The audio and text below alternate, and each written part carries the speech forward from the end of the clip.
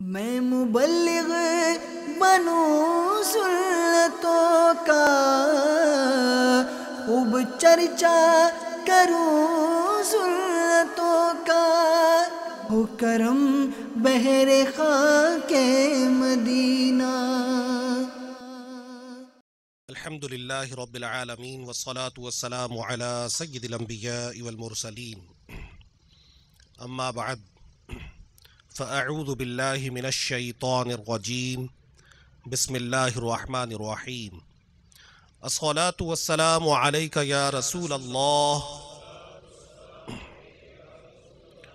وعلی آلک واصحابک یا حبیب اللہ۔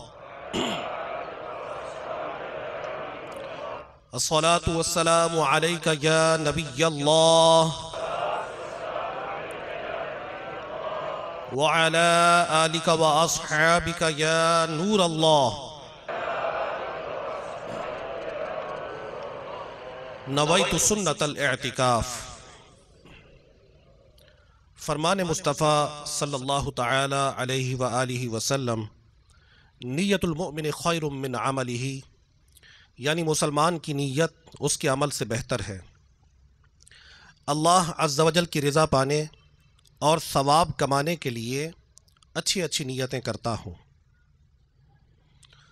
درود شریف کی فضیلت بتا کر صلو علی الحبیب کہوں گا۔ اعلاء کلمۃ الحق، یعنی اللہ عز و جل کا کلمہ بلند کروں گا۔ ادعو الی سبیل ربک بالحکمۃ والموعظۃ الحسنہ، ترجمہ کنز الایمان، اپنے رب عز و جل کی راہ کی طرف بلاؤ، پکی تدبیر اور اچھی نصیحت سے میں دیے ہوئے حکم کی تعمیل کروں گا۔ اس فرمان مصطفیٰ صلی اللہ تعالی علیہ وآلہ وسلم، بلغوا عنی ولو آیہ، یعنی پہنچا دو میری طرف سے اگرچہ ایک ہی آیت ہو، کی پیروی کروں گا۔ نیکی کا حکم دوں گا اور برائی سے منع کروں گا، حسب موقع عز و جل۔ صلی اللہ تعالی علیہ وآلہ وسلم، رضی اللہ تعالی عنہ اور رحمت اللہ تعالی علیہ پڑھوں گا۔ خشوع نفاق، یعنی اعضاء میں تو خشوع ہو مگر دل عاجزی سے خالی ہو، سے بچوں گا۔ قہقہا لگوانے سے بچوں گا۔ صلو علی الحبیب وغیرہ سن کر ثواب کمانے اور صدا لگانے والے کی دلجوئی کے لیے بلند آواز سے جواب دوں گا۔ بیان کے بعد خود آگے بڑھ کر سلام و مصافحہ اور انفرادی کوشش کروں گا۔ بنیت ادائے سنت بات کرتے ہوئے مسکراتا رہوں گا۔ صلو علی الحبیب۔ بیان سننے کی بھی کچھ نیتیں آپ کی خدمت میں پیش کر دیتا ہوں، جو مناسب خیال فرمائیں۔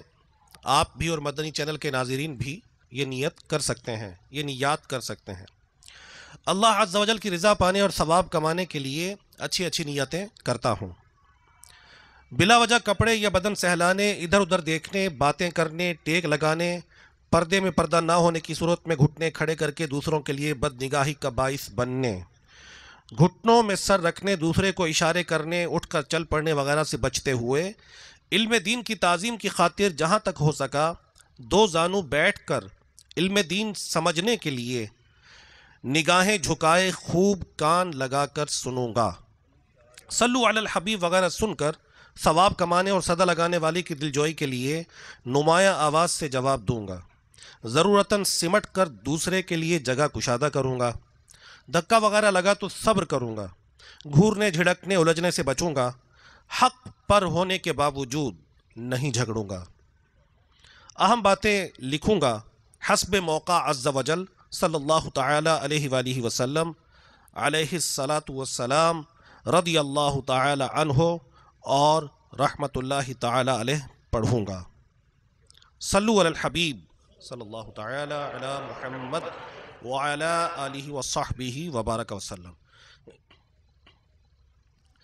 سرکار مدینہ راحت قلب و سینہ، صاحب معطر و معمبر پسینہ، صلی اللہ تعالی علیہ وآلہ وسلم کی ذات اقدس پر ہدیہ درود و سلام پیش کرنے کے بہت سے فضائل و برکات کتب احادیث میں ملتے ہیں۔ چنانچہ علامہ شمس الدین محمد بن عبد الرحمن سخاوی رحمۃ اللہ تعالی علیہ اپنی مشہور زمانہ کتاب القول البدیع میں نقل فرماتے ہیں کہ تاجدار مدینہ سرور قلب و سینہ صاحب معطر و معنبر پسینہ صلی اللہ تعالی علیہ وآلہ وسلم نے ارشاد فرمایا، من صلی علیہ عشرا صلی اللہ علیہ میتن، جس نے میری ذات پر 10 مرتبہ درود پڑھا اللہ تبارک و تعالی اس پر 100 رحمت نازل فرماتا ہے۔ ومن صلی علیہ میتن صلی اللہ علیہ الفا، جس نے میری ذات پر 100 مرتبہ درود پڑھا اللہ تبارک و تعالی اس پر 1000 رحمت نازل فرماتا ہے۔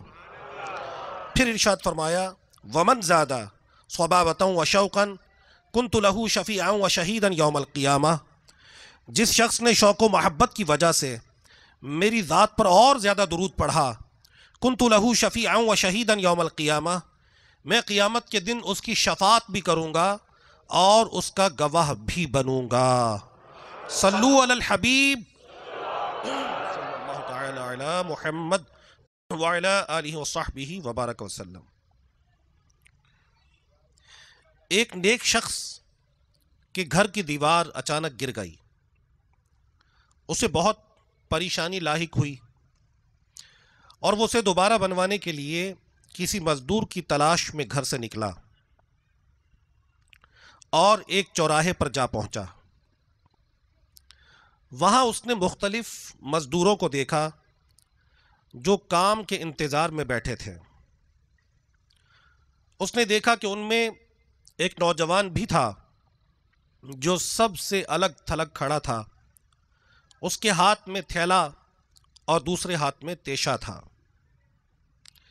اس نیک شخص کا کہنا ہے کہ میں نے اس نوجوان سے پوچھا، کیا تم مزدوری کرو گے؟ نوجوان نے جواب دیا، ہاں۔ میں نے اسے کہا کہ گارے کا کام کرنا ہوگا۔ نوجوان، یہ گارا جو پرانے دور میں مٹی سے تعمیرات ہوتی تھیں، جس میں یعنی یوں سمجھ لیں کہ مڈ استعمال ہوتی تھی، اسے کہتے ہیں گارا۔ گارے کا کام کرنا ہوگا، کنسٹرکشن ورک کرنا ہوگا مٹی کے ساتھ۔ نوجوان کہنے لگا،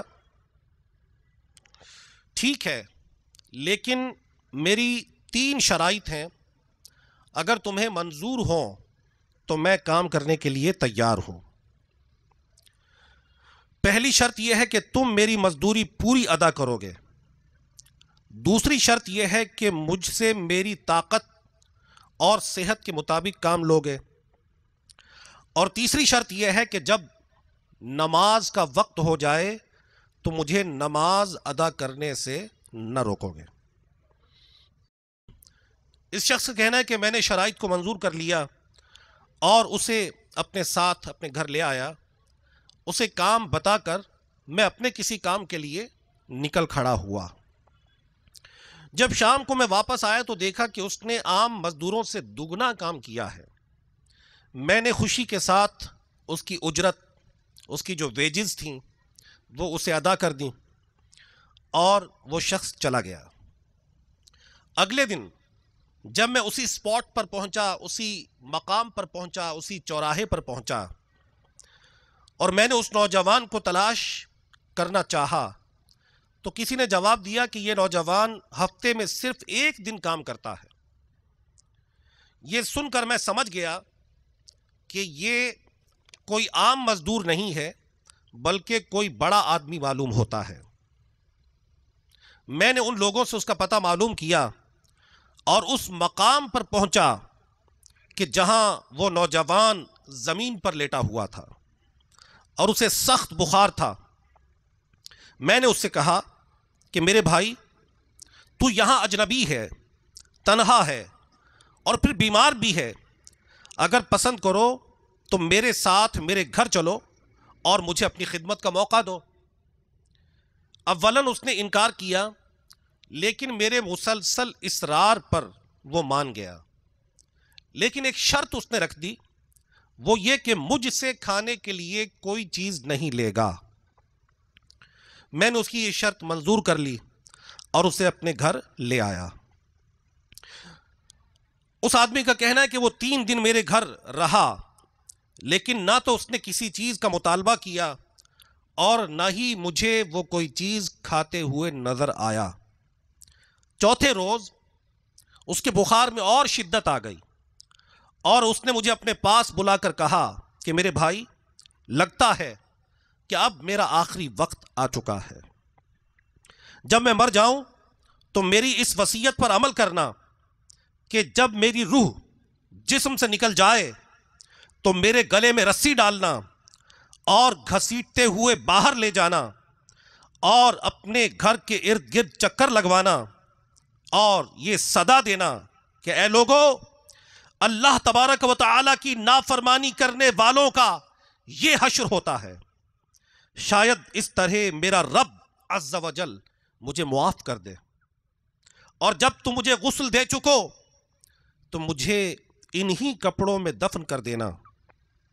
پھر بغداد میں خلیفہ ہارون رشید کے پاس جانا اور یہ قرآن مجید اور انگوٹھی انہیں دینا، اور میرا یہ پیغام بھی انہیں دینا کہ اللہ تبارک و تعالی سے ڈرو، کہیں ایسا نہ ہو کہ غفلت اور نشے کی حالت میں موت آ جائے اور بعد میں پچھتانا پڑے، لیکن پھر اس سے کچھ حاصل نہ ہوگا۔ وہ نوجوان مجھے یہ وصیت کرنے کے بعد انتقال کر گیا۔ میں اس کی موت کے بعد کافی دیر تک آنسو بہاتا رہا اور غم زدہ رہا۔ پھر نہ چاہتے ہوئے میں نے اس کی وصیت پوری کرنے کے لیے ایک رسی لی، اور جو ہی وہ رسی اس کی گردن میں ڈالنے کا ارادہ کیا تو کمرے کے ایک کونے سے ندا آئی کہ اس کے گلے میں رسی مت ڈالنا۔ کیا اللہ تبارک و تعالی کے اولیاء سے ایسا سلوک کیا جاتا ہے؟ یہ آواز سن کر میرے بدن پر کپ کپی طاری ہو گئی۔ یہ سننے کے بعد میں نے اس کے پاؤں کو بوسہ دیا اور اس کے کفن و دفن کا انتظام کرنے چلا گیا۔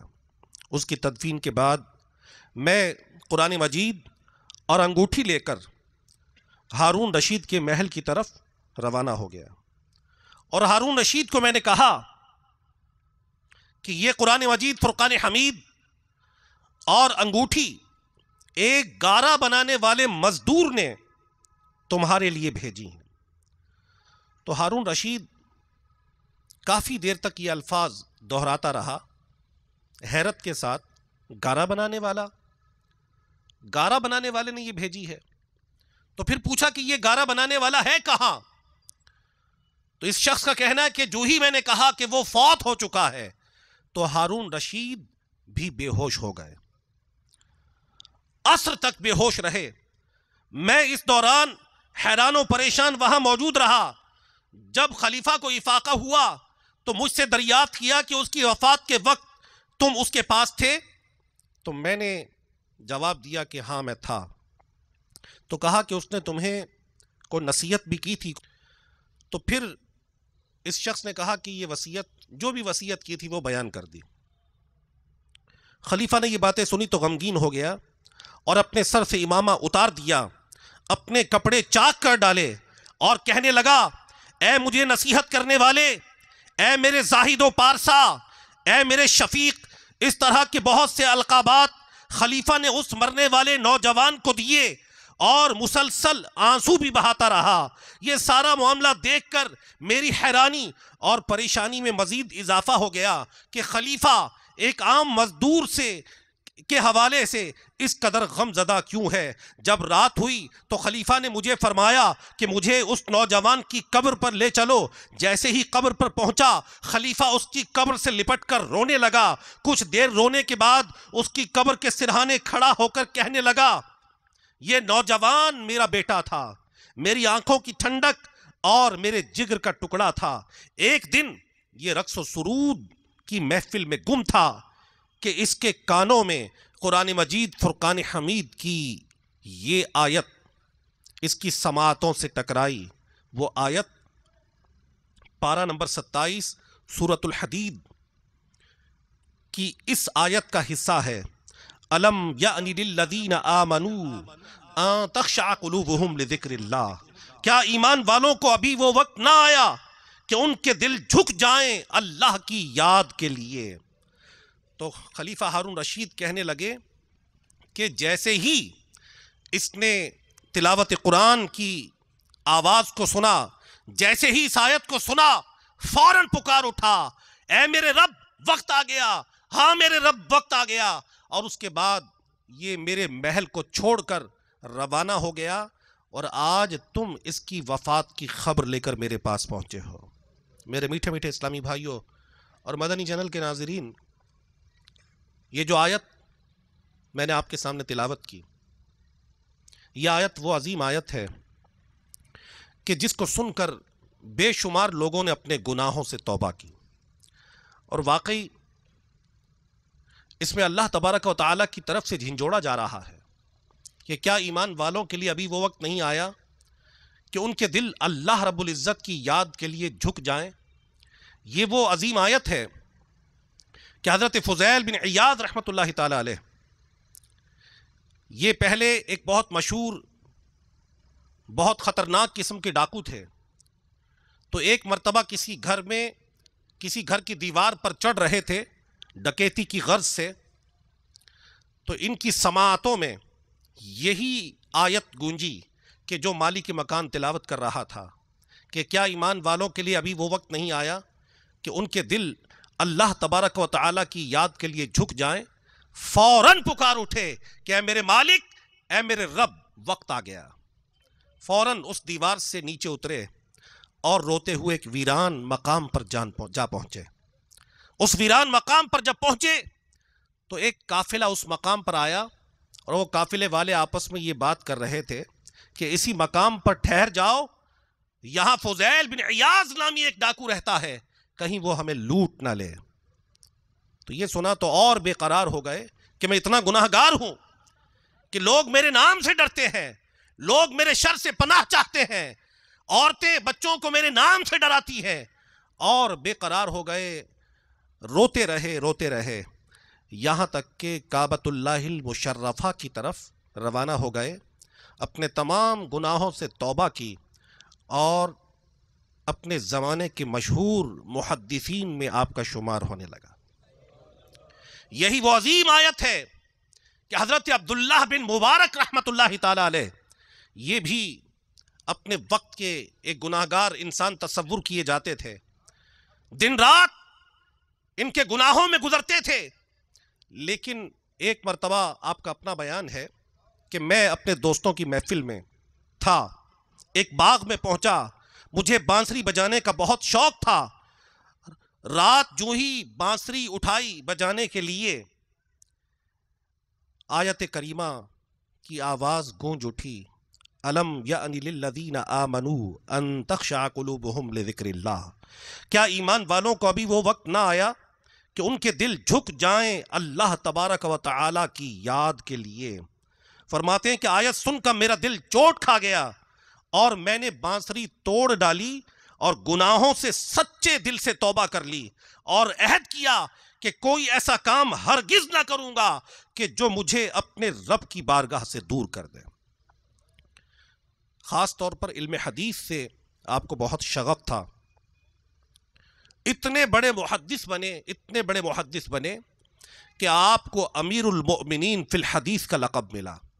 یہ لقب صرف چند لوگوں کو حاصل ہوا، جن میں امام بخاری رحمۃ اللہ تعالی علیہ بھی شامل ہیں۔ حضرت عبداللہ بن مبارک رحمۃ اللہ تعالی علیہ وہ عظیم محدث تھے کہ کسی بھی بڑے سے بڑے محدث نے ان پر کوئی تنقید نہیں کی، اتنے بڑے صاحب کمال انسان تھے، اور رب کائنات نے انہیں صاحب کرامت بھی بنا دیا کہ ان کی کرامات بے شمار لوگوں پر ظاہر ہوئیں۔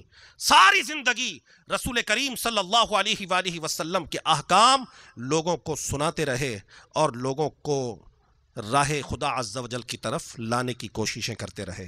میرے میٹھے میٹھے اسلامی بھائی اور مدنی چینل کے ناظرین، یہی وہ آیت ہے کہ حضرت مالک بن دینار رحمت اللہ تعالی علیہ نے دوران خواب، ابھی وہ شرابی تھے، اللہ رب العزت کی نافرمانی کرنے والے تھے، لیکن دوران خواب انہوں نے اپنی ایک ایسی مرحومہ بچی کو دیکھا کہ جو 2 یا 2.5 سال کی عمر میں فوت ہو گئی تھی، اس بچی سے بہت محبت کرتے تھے. وہ بچی ان کے قریب آ کر یہی آیت سناتی ہے. جب یہ آیت سنی تو بے قرار ہو گئے اور جیسے ہی اٹھے فوراً اپنے گناہوں سے تائب ہو گئے. واقعی آج ہم غور نہیں کرتے کہ ہمیں بھی اپنے گناہوں سے توبہ کرنی ہے. جب بھی توبہ کرنے کی بات آتی ہے، جب بھی اللہ رب العزت کی ذات کی طرف رجوع کرنے کی بات آتی ہے، جب بھی گناہوں سے بچنے کی بات آتی ہے، جب بھی اپنے آپ کو سدھارنے کی طرف بات کی جاتی ہے، تو شیطان کئی وساوس ہمارے اذہان میں ڈالتا ہے، ہمیں بڑی لمبی لمبی امیدوں کا شکار کرتا ہے. شیطان کے ہر شخص کے لیے وار مختلف ہیں. کفار کو نیکی کی طرف تو آنے ہی نہیں دیتا، کفار کو اسلام کی طرف آنے ہی نہیں دیتا، اور ان کے کفر کو ان کی نگاہوں میں بڑا بنا سنوار کر پیش کرتا ہے کہ ان کا ذہن ہی نہیں بنتا کہ وہ دین اسلام کی طرف آ جائیں. لیکن مسلمانوں کے لیے شیطان کے وار بعض اوقات بڑے مختلف ہوتے ہیں. ہر شخص کے لیے ایک الگ وار ہے اس کا. بے شمار لوگ ایسے ہیں کہ ان لوگوں کے لیے شیطان کا یہ وار ہوتا ہے کہ وہ کہتے ہیں کہ جناب ہم نوافل پڑھیں گے، ہم نیکوکار بنیں گے، ہم دین کے مبلغ بنیں گے، ہم حاجی بنیں گے، ہم عمرہ کرنے والے بنیں گے، ہم زکوٰۃ و صدقات و خیرات دینے والے بنیں گے، ہم نیکی کا راستہ اختیار کریں گے، ہم داڑھی شریف بھی رکھیں گے. لیکن ابھی یہ وقت نہیں ہے. شیطان ڈیلیئنگ ٹیکٹکس اختیار کرتا ہے. تلاوت قرآن کا ذہن بنا، فوراً ذہن میں ڈال دیا کہ ابھی تلاوت قرآن نہ کر، کل سے شروع کرنا. یا آنے والا جو جمعۃ المبارک ہے، جمعۃ المبارک کے دن اس کا ثواب بھی بڑھ جاتا ہے، جمعۃ المبارک سے تلاوت قرآن شروع کر دینا. ہاں تیرا ارادہ ہے نمازی بننے کا، بڑی اچھی بات ہے کہ تو نمازی بن جائے، لیکن ابھی نماز کا وقت نہیں آیا، چند دنوں بعد نمازی بن جانا. ابھی ماہ رمضان بھی آنے والا ہے، ابھی شب برات بھی آنے والی ہے، شب برات سے نمازی بن جانا، ماہ رمضان سے نمازی بن جانا. ابھی تیرا وقت نہیں آیا، اور ابھی تو اپنے امتحانات میں مشغول ہے.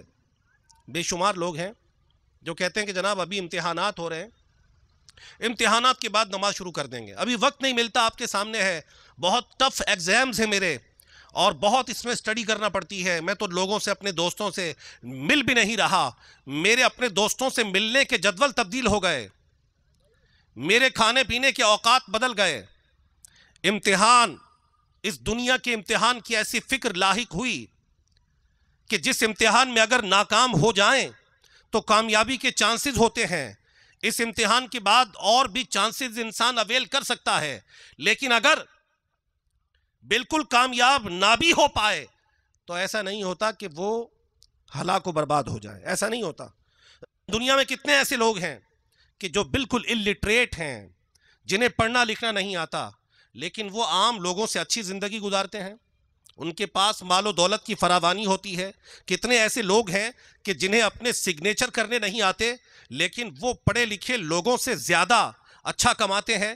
بلکہ کئی پڑھے لکھے لوگ ایسے ان پڑھ لوگوں کے آگے پیچھے پھرتے ہیں کہ اللہ رب العزت نے انہیں مال و دولت کی فراوانی سے نوازا ہوتا ہے. تو یہ ضروری نہیں ہے کہ اگر دنیا کے امتحان میں ناکام ہو جائیں تو ہم پریشان ہوں کہ جناب اب کیا کریں کہ ہمارا فیوچر برباد ہو رہا ہے. اور اس فیوچر کی تابناکی کے لیے ہماری دن رات کی کوششیں کتنی ہوتی ہیں کہ ہمارا دن رات کا سکون اڑ جاتا ہے، برباد ہو جاتا ہے. اور ہم کہتے ہیں کہ جناب ابھی ہمارے پاس وقت نہیں ہے، ہم نمازی بنیں گے، اعمال صالحہ کرنے والے بنیں گے، لیکن اس سے پہلے اس امتحان کے لیے تیاری کر لیں. اور یہ بدقسمتی سے یہ سوچ، جیسے ہی ہم ہوش سنبھالتے ہیں، یہ سوچ ہمیں ملنا شروع ہو جاتی ہے. جیسے ہی ہوش سنبھالتے ہیں، ہمارے قلوب و اذہان میں یہ بات راسخ کرنے کی کوشش کی جاتی ہے کہ بیٹا تمہیں بڑے ہو کر کوئی عظیم آدمی بننا ہے، تمہیں بہت بڑے سٹیٹس کو پانا ہے، تمہیں بڑے ہو کر بہت بڑا ڈاکٹر بننا ہے، بہت بڑا انجینئر بننا ہے، تمہیں چارٹرڈ اکاؤنٹنٹ بننا ہے، تمہیں فلاں ڈگری حاصل کرنی ہے، تمہیں فلاں ڈگری حاصل کرنی ہے، تمہیں ابھی خوب ایفرٹس کرنی ہے، ابھی خوب محنت کرنی ہے، اور جب دنیا میں کوئی بڑا مقام پالو تو اس کے بعد تم اللہ رب العزت کے راستے کی طرف آ جانا، پھر نمازی بن جانا. تو اب اسی مقام کو پانے کے لیے ہماری فکریں ہوتی ہیں دن رات. بس جی دعا کر دیں کہ میں امتحان میں کامیاب ہو جاؤں، میرا مستقبل روشن ہو جائے، میرا جناب فائنل ایگزامز ہونے والے ہیں، دعا کیجئے میں امتحان میں کامیاب ہو جاؤں. یعنی صرف اور صرف فکر دنیا ہمیں لگ گئی، صرف اور صرف فکر دنیا لگ گئی کہ کسی طرح دنیا کے معاملات بہتر ہو جائیں، دنیا کے امتحان میں کامیاب ہو جاؤں، اپنے کاروبار میں ترقی مجھے نصیب ہو جائے، اگر ایک کام ہے تو دوسرا کام شروع ہو جائے، میرا بینک بیلنس بڑھ جائے، مجھے دنیا میں خوب نام و نمود حاصل ہو جائے، دنیا کے حوالے سے ترقی مل جائے، دنیا کے حوالے سے خوش قسمت انسان بن جاؤں، میں اپنی دنیا کے معاملات کو بہتر کر لوں. لیکن کبھی یہ غور نہ کیا کہ اللہ تبارک و تعالی نے ہمیں اس دنیا میں کس کام کے لیے بھیجا ہے. اللہ تبارک و تعالی نے قرآن مجید فرقان حمید میں موت و حیات کی پیدائش کا مقصد بیان کیا ہے. ہم تو دیکھتے ہیں کہ ایک انسان دنیا میں آتا ہے، کوئی شیر خارگی کے عالم میں دنیا سے چلا جاتا ہے، کوئی اپنے بچپن کی دہلیز پر پہنچ کر دنیا سے جاتا ہے، کوئی لڑکپن کی دہلیز پر پہنچ کر دنیا سے جاتا ہے، کوئی جوانی کی منزل کو پاتا ہے، کوئی بڑھاپے کے مقام پر پہنچ کر اس دنیا سے جاتا ہے. ہم نے یہ دیکھا کہ انسانوں کا اس دنیا میں آنا جانا لگا ہوا ہے، کوئی کس عمر میں چلا گیا، کوئی کس عمر میں چلا گیا. یہ یقیناً میرے امیر اہل سنت کا فرمان ذی شان بالکل درست ہے کہ اس دنیا میں جب انسان آتا ہے تو ایک ترتیب کے ساتھ دنیا میں آتا ہے کہ پہلے دادا دنیا میں آئے، پھر والد محترم دنیا میں آئے، اور اس کے بعد یہ خود دنیا میں آیا. لیکن جانے کی ترتیب کا کسی کو علم نہیں ہے. ہو سکتا ہے کہ میں پہلے چلا جاؤں. آج جو مجھے یہ ذہن دیا گیا کہ ابھی تم جوان ہو، ابھی سے تم راہ خدا کی طرف آ گئے عز و جل، ابھی سے تم نیکوکاری کی طرف آ گئے، ابھی سے تم نے اپنے سر پر امامہ شریف سجا لیا، ابھی سے تم اتنے متقی، اتنے عابد و زاہد بن گئے، کہیں دنیا کے معاملات میں تم ناکام نہ ہو جاؤ. ہمیں یہ ذہن دیا جاتا ہے، جبکہ ہم اپنے ارد گرد سے دنیا سے جانے والوں کو دیکھ ہی رہے ہوتے ہیں کہ کتنے ہی ایسے لوگ ہیں کہ جن کے دلوں میں مختلف تمنائیں، مختلف آرزویں ہوتی ہیں کہ میں ابھی ڈاکٹر بن جاؤں گا، میں ابھی جناب ماسٹرز کر لوں گا، یا میں ابھی ایم فل کر لوں گا، میں پی ایچ ڈی ڈاکٹر بن جاؤں گا. لیکن اس سے پہلے کہ وہ ڈاکٹر بنے، قبر کا امتحان شروع ہو جاتا ہے. یہ شیطان لمبی لمبی امیدوں کا شکار کرتا ہے. قبر کا امتحان شروع ہو جاتا ہے. تو ہم یہ دیکھیں کہ انسان اس دنیا میں آیا، اس کی موت و حیات کو رب کائنات نے جو تخلیق فرمایا اس کا مقصد کیا ہے؟ رب کائنات نے قرآن مجید فرقان حمید میں فرمایا الذی خلق الموت والحیات لیبلوکم ایکم احسن عملا. رب تبارک و تعالی وہ ہے کہ جس نے زندگی اور موت کو اس لیے پیدا کیا لیبلوکم ایکم احسن عملا، تاکہ وہ آزمائے کہ تم میں سے اچھے عمل کرنے والا کون ہے. ہم اس دنیا میں آزمائے جانے کے لیے بھیجے گئے ہیں. یہ دنیا کی زندگی ہمارے لیے ایک ایگزامینیشن ہال کی طرح ہے. یہ دنیا کمرہ امتحان کی مثل ہے. آپ نے کمرہ امتحان کی کیفیت کو دیکھا ہوگا کہ جب کوئی طالب علم کمرہ امتحان میں جاتا ہے تو اسے جو پرچہ سوال ملتا ہے، اس پرچہ سوال کا جواب اپنی آنسر شیٹ پر وہ منتقل کرنے کے لیے بھرپور کوششیں کرتا ہے. لیکن اس کے برعکس کوئی طالب علم کمرہ امتحان میں جا کر کبھی وہاں کی بلڈنگ سٹرکچر کو دیکھے، کبھی وہاں کی آرائش و زیبائش کو دیکھے، کبھی آگے دیکھ رہا ہو، کبھی پیچھے دیکھ رہا ہو، تو یقیناً ہر ذی شعور یہ کہے گا کہ یہ کتنا نادان انسان ہے، یہ کتنا غافل انسان ہے کہ اس کے کمرہ امتحان میں آنے کا مقصد تو یہ تھا کہ یہ جو پرچہ سوال اسے ملا تھا اس کا جواب جوابی کاپی میں منتقل کرتا اور پھر امید کرتا کہ شاید یہ کامیاب ہو جائے. لیکن کمرہ امتحان میں آ کر اس نے اپنے وقت کو برباد کر دیا، اس نے اپنے وقت کو ضائع کر دیا. یہ جس مقصد کے لیے کمرہ امتحان میں آیا وہ مقصد اس نے پورا نہ کیا، آخر کار ناکامی کا منہ دیکھے گا. تو یہ ایگزامینیشن ہال، دنیا بھی ہمارے لیے ایگزامینیشن ہال ہے. اللہ تبارک و تعالی نے اس موت و حیات کو اس لیے پیدا کیا ہے تاکہ ہمیں ایگزامن کیا جائے، تاکہ ہمارا امتحان ہو، تاکہ ہمیں چیک کیا جائے ایکم احسن عملا، کہ تم میں سے کون اچھے عمل کرنے والا ہے. اور رب کائنات نے تو مختلف مقامات پر قرآن مجید فرقان حمید میں ہمیں آخرت کے امتحان کی تیاری کا حکم دیا ہے. اللہ تبارک و تعالی نے قرآن مجید فرقان حمید میں ارشاد فرمایا، سورۃ المؤمنون آیت نمبر 115 میں ارشاد ربانی عز و جل ہے، افحسبتم انما خلقناکم عبثا وانکم الینا لا ترجعون۔ ترجمہ کنز الایمان، تو کیا یہ سمجھتے ہو کہ ہم نے تمہیں بیکار بنایا اور تمہیں ہماری طرف پھرنا نہیں؟ تو ہمیں یہ بتایا جا رہا ہے کہ ہم بیکار پیدا نہیں ہوئے۔ ایک اور مقام پر رب کائنات نے ارشاد فرمایا، یا ایھا الذین آمنوا اتقوا اللہ ولتنظر نفس ما قدمت لغد۔ اے ایمان والو، اللہ عز و جل سے ڈرو اور تم میں سے ہر شخص دیکھے کہ اس نے کل کے لیے کیا کیا۔ یہ کل دنیا کا کل نہیں ہے،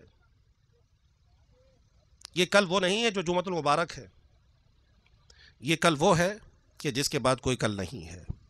ایک ایور لاسٹنگ زندگی، ایک ایٹرنل لائف، ایک ہمیشہ کی زندگی، ایک نہ ختم ہونے والی زندگی، ایک نہ ختم ہونے والی زندگی کے لیے تیاری کا حکم ہمیں رب کائنات نے ارشاد فرمایا ہے۔ لیکن ہم کیا کر رہے ہیں؟ ہم آخرت کے حوالے سے بالکل غور و فکر کرنے کے لیے تیار نہیں ہیں، اور وہی لمبی امیدیں جبکہ رب کائنات نے قرآن مجید فرقان حمید میں ہمیں ارشاد فرمایا، وَسَارِعُوا إِلَىٰ مَغْفِرَةٍ مِّن رَبِّكُمْ وَجَنَّةٍ عَرْضُهَا السَّمَاوَاتُ وَالْأَرْضُ، اور دوڑو اپنے رب کی بخشش اور ایسی جنت کی طرف جس کی چوڑان میں سب آسمان اور زمین آ جائیں، پرہیزگاروں کے لیے تیار کر رکھی ہے۔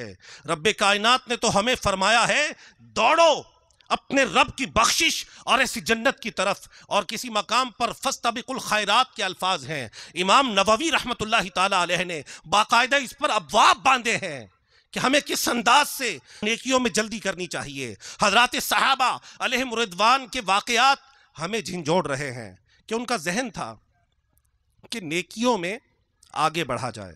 غزوہ تبوک کے موقع پر حضرت عمر بن خطاب رضی اللہ تعالیٰ عنہ کی خواہش تھی کہ میں آج ابو بکر سے بڑھ جاؤں، لیکن وہ بڑھ نہ سکے، تمنا کرتے تھے۔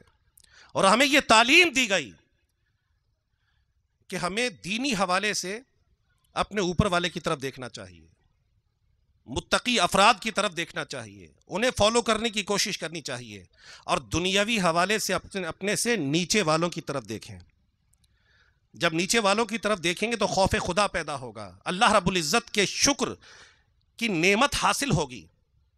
جیسا کہ حضرت عبداللہ بن مبارک رحمۃ اللہ تعالی علیہ، جن کے حوالے سے ابھی آپ نے واقعہ سنا، آپ فرماتے ہیں کہ پہل میں بڑے بڑے مالداروں کی صحبت میں رہتا تھا، تو جب مالداروں کی صحبت میں رہتا تھا تو ہر وقت میرا دل بے قرار رہتا تھا، مجھے عجیب سی کڑھن گھیرے رکھتی تھی کہ جب مالداروں کو دیکھتا تھا کہ ان کی سواری میری سواری سے اچھی ہے، ان کا کھانا پینا میرے کھانے پینے سے اچھا ہے، ان کا لباس میرے لباس سے اچھا ہے، تو جب یہ کیفیت دیکھتا تو میں بڑا کڑتا رہتا تھا، میں اپنے آپ پر ناشکری کے کلمات میں دہراتا رہتا تھا کہ یہ کیسی زندگی ہے کہ فلاں شخص کا کھانا مجھ سے اچھا ہے، فلاں شخص کا پہننا مجھ سے اچھا ہے، اس کی سواری مجھ سے اچھی ہے۔ تو پھر میں نے کیا کیا؟ میں نے اپنے معاملات کو تبدیل کر لیا۔ وہ تبدیل کیسے کیا؟ فرمایا میں نے غریبوں کے ساتھ نشست و برخاست شروع کر دی۔ جب میں نے غریبوں کے ساتھ نشست و برخاست شروع کی تو آپ نے فرمایا فاسترحت، مجھے راحت نصیب ہو گئی، راحت نصیب ہو گئی۔ تو یہ ہمارا ذہن بس بنا ہوا ہے کہ ہم دنیاوی حوالے سے اپنے اوپر والے کو دیکھتے ہیں کہ جناب اسی کی طرح اپنے لائف سٹائل کو اپنائیں، اسی شخص کی طرح ہماری گاڑی ہو، اسی کی طرح ہمارا اٹھنا بیٹھنا، ہمارا اوڑھنا بچھونا اسی کی طرح ہو، اسی کی طرح عالی شان مکان ہمیں نصیب ہو جائے، لیکن آخرت کے حوالے سے کبھی غور و فکر کرنے کی کوشش ہم نے کی ہی نہیں۔ جس آخرت کے لیے رب کائنات نے تیاری کا حکم دیا، رسول کریم رؤوف الرحیم صلی اللہ علیہ وآلہ وسلم کا فرمان معظم ہے، نعمتانی مغبون فیہما کثیر من الناس، کہ دو نعمتیں ایسی ہیں کہ کثیر لوگ اس کے حوالے سے بہت بڑے دھوکے میں ہیں۔ کثیر لوگ ان دو نعمتوں کے حوالے سے دھوکے میں ہیں۔ وہ کون سی دو نعمتیں ہیں؟ ارشاد فرمایا الصحت والفراغ، صحت اور فرصت، یہ دو نعمتیں ایسی ہیں کہ جن کے حوالے سے کثیر لوگ دھوکے کا شکار ہیں۔ تو میرے میٹھے میٹھے اسلامی بھائیوں، جو پنجاب کے شہر جھنگ کے اس فیضان مدینہ میں بیان سننے کے لیے آئے ہو، اور مدنی چینل کے ناظرین، آپ نے غور فرمایا کہ رسول کریم صلی اللہ علیہ وآلہ وسلم نے دونوں نعمتوں کے حوالے سے ہمیں مینشن فرما دیا کہ بہت سارے لوگ ان دو نعمتوں کے حوالے سے دھوکے میں ہیں۔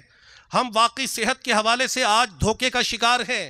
آج ہم کہتے ہیں کہ جناب ابھی عبادت الہی کا وقت نہیں آیا، ابھی ہم جوان ہیں، ابھی ہمیں فلاں کام کرنے دو، ابھی ہمیں تعلیم حاصل کرنا ہے۔ تعلیم حاصل کرنے کے بعد پھر شیطان ذہن میں ڈالتا ہے کہ ابھی جاب مل جائے تو پھر میں نیکی کے راستے کی طرف آ جاؤں گا، پھر میں عاشقان رسول کے ساتھ سنتوں کی تربیت کے مدنی قافلے میں سفر کروں گا، پھر میں مدنی انعامات کا عامل بن جاؤں گا، پھر متقی بن جاؤں گا، پھر دعوت اسلامی کے مدنی ماحول سے وابستگی اختیار کر لوں گا۔ جیسے ہی جاب ملتی ہے تو پھر کہتے ہیں کہ جناب بس ابھی شادی ہونے والی ہے۔ آپ دیکھیں شادی کے بعد کس انداز سے میں اپنی زندگی کو بدلتا ہوں، اور جب شادی ہو گئی تو پھر شادی کی الجھنیں۔ جناب دعا کر دیں کہ اللہ رب العزت اولاد نرینہ عطا کر دے، اولاد مل جائے۔ جب اولاد مل گئی تو جناب ان کی اسکولنگ کا مسئلہ ہے، بس اسکولنگ ہو جائے اس کے بعد میں نیکی کے راستے کی طرف آؤں گا۔ اب اولاد بڑی ہو گئی، جناب بس اپنی اولاد کے لیے اچھا رشتہ ڈھونڈ رہا ہوں، شادی ہو جائے تو اس کے بعد نیکی کے راستے کی طرف آ جاؤں گا۔ اور پھر جب جسم میں طاقت نہیں رہتی، ہم یہ سوچیں کہ آج یہ جوانی رب کائنات نے دی ہے، آج ہماری آئی سائٹ درست ہے، آج ہم تلاوت قرآن کر سکتے ہیں، آج ہم چاہیں تو ہم نوافل کی کثرت کر سکتے ہیں، آج ہم چاہیں تو صفا و مروہ کی آسانی سے سعی کر سکتے ہیں، آج چاہیں تو ہم طواف خانہ کعبہ کر سکتے ہیں، آج ہم چاہیں تو مدنی قافلوں کے مسافر بن سکتے ہیں۔ لیکن اگر یہ صحت ہم سے دور ہو گئی، اگر ہم بڑھاپے کا شکار ہو گئے یا کسی مرض میں مبتلا ہو گئے، تو پھر اس صحت کی قدر ہوگی کہ ہائے افسوس، جب عبادت کا وقت تھا اس وقت ہم غافل رہے، جب میں کھڑے ہو کر نماز پڑھ سکتا تھا اس وقت میں غافل رہا۔ کیا ہم اس وقت اللہ رب العزت کی عبادت کی طرف آنا چاہیں گے؟ کیا اس وقت نماز کی طرف آنا چاہیں گے کہ جب ہم چل کر مسجد میں نہ آ سکیں، جب ہم سے رکوع صحیح طرح نہ ہو سکے، جب ہم سے سجدہ صحیح طرح نہ ہو سکے، جب ہم تلاوت قرآن کرنا چاہیں تو قرآن مجید فرقان حمید ہم دیکھ ہی نہ سکیں، اتنی نگاہیں کمزور ہو جائیں؟ اور غفلت اور سستی کی انتہا دیکھیے کہ دنیا کی بڑی بڑی ڈگریاں حاصل کی، دنیا کی بڑی بڑی لینگویجز کو سیکھا، دنیا کی بڑی بڑی مہارتیں حاصل کی، اگر نہیں سیکھا تو قرآن مجید فرقان حمید نہیں سیکھا۔ کس عمر میں سیکھیں گے؟ کب سیکھیں گے؟ کب اس طرف آئیں گے؟ کس بات کا انتظار کر رہے ہیں؟ اللہ تبارک و تعالیٰ کے پیارے محبوب دانۂ غیوب صلی اللہ علیہ وآلہ وسلم کا فرمان عالی شان ہے۔ حضرت سیدنا ابو ہریرہ رضی اللہ تعالیٰ عنہ سے مروی ہے کہ رسول کریم صلی اللہ علیہ وآلہ وسلم نے ارشاد فرمایا، بادروا بالاعمال سبعا، 7 چیزوں کے آنے سے پہلے جلدی جلدی اچھے اعمال کر لو۔ کیا؟ هل تنتظرون الا فقرا منسیا، کیا تم ایسے فقر و فاقے کا انتظار کر رہے ہو جو بھلا دینے والا ہو؟ علماء کرام نے اس کی شرح میں لکھا، اس سے مراد یہ ہے کہ جب انسان فقر و فاقے کی حالت میں ہو تو وہ اللہ رب العزت کو بھی بھول جاتا ہے۔ یعنی اب مال و دولت ملا ہوا ہے، ابھی اللہ رب العزت کا ذکر کر لیا جائے، ابھی قرآن و سنت کے راستے کو اپنا لیا جائے، تو فرمایا کیا تم ایسے وقت کا انتظار کر رہے ہو، ایسے فقر و فاقے کا انتظار کر رہے ہو جو بھلا دینے والا ہو، او غنن متغین، یا ایسی مالداری کا جو انسان کو سرکش بنا دے؟ واقعی بے شمار لوگوں کی داستانیں ہمارے سامنے ہیں کہ رب کائنات نے جب انہیں مال و دولت سے نوازا تو مال و دولت کے غرور میں آ کر خدائی کا دعویٰ کر بیٹھے۔ فرعون، اس نے کہہ دیا انا ربکم الاعلی، کہ لوگوں میں تمہارا سب سے بڑا رب ہوں، اتنا بڑا دعویٰ کر دیا تو رب کائنات نے اس کو ہلاک و برباد کر دیا اور فرمایا فَالْيَوْمَ نُنَجِّيكَ بِبَدْنِكَ لِتَكُونَ لِمَنْ خَلْفَكَ آیا، کہ آج ہم تیرے بدن کو بچائیں گے تاکہ تو بعد میں آنے والے لوگوں کے لیے نشان عبرت بن جائے۔ تو آج بھی فرعون کی لاش محفوظ ہے اور لوگوں کو عبرت کا سامان دے رہی ہے۔ کہ لوگوں، میں بھی اس دنیا کا ایک انسان تھا، اللہ رب العزت نے مجھے مال و دولت سے نوازا، لیکن میں غرور کا شکار ہو گیا اور میں نے خدائی دعویٰ کر دیا۔ مجھ سے عبرت حاصل کرو، دیکھو کہ میں نے کس انداز سے اللہ رب العزت کے احکام کو چھوڑا۔ تو ارشاد فرمایا او مردن مفسدن، یہ ایسی بیماری کا انتظار کر رہے ہو جو تمہاری صحت کو خراب کر دے، اور پھر فرمایا او حرمن مفندن، یا سٹھیا دینے والے بڑھاپے کا انتظار کر رہے ہو، او موتن مجہزن، یا اس موت کا انتظار کر رہے ہو جو اچانک آ جائے گی، ابھی دجال، یا دجال کا انتظار کر رہے ہو، ابھی الساعہ، یا قیامت کا انتظار کر رہے ہو۔ یعنی ہم کس چیز کے انتظار میں ہیں؟ ہم اعمال صالحہ کی طرف آتے کیوں نہیں ہیں؟ الحمدللہ بے شمار لوگ ایسے ہیں، جیسا کہ آپ نے ہمارے اکابرین کے واقعات کی جھلک سنی کہ کس انداز سے انہوں نے اچانک اپنی زندگی کو بدل لیا، فوراً بدل لیا۔ انہوں نے کسی ایسے ٹرننگ پوائنٹ کا انتظار نہیں کیا کہ ابھی نہیں بدلتا میں بدل جاؤں گا، جیسے ہی آیت قرآنی کو سنا فوراً اپنی زندگی کو بدل لیا۔ لیکن ہم اپنی زندگی میں شاید کسی مسحاب کے منتظر ہوتے ہیں، ہم شاید اپنی زندگی میں کسی ایسے مقام کے منتظر ہوتے ہیں کہ وہ مقام آئے گا تو بدلیں گے، وہ وقت آئے گا تو بدلیں گے۔ شاید ہم اپنی زندگی میں کسی ایسے حادثے کے منتظر ہوتے ہیں کہ وہ ہوگا تو پھر ہم راہ خدا کی طرف لوٹیں گے، پھر ہم نمازی بنیں گے، پھر قرآن و سنت کے احکام پر چلیں گے، پھر مدنی قافلوں کے مسافر بنیں گے۔ لیکن ایسا وقت بہت ہی کم لوگ ہیں جن کی زندگی میں آئے۔ الحمدللہ بے شمار لوگ دعوت اسلامی کے مدنی ماحول سے وابستہ ہوئے اور انہوں نے اپنی زندگی کو بدل لیا۔ ایسے ہی اپنی زندگی کو بدلنے والے کی ایک مدنی بہار میں آپ کو سناتا ہوں۔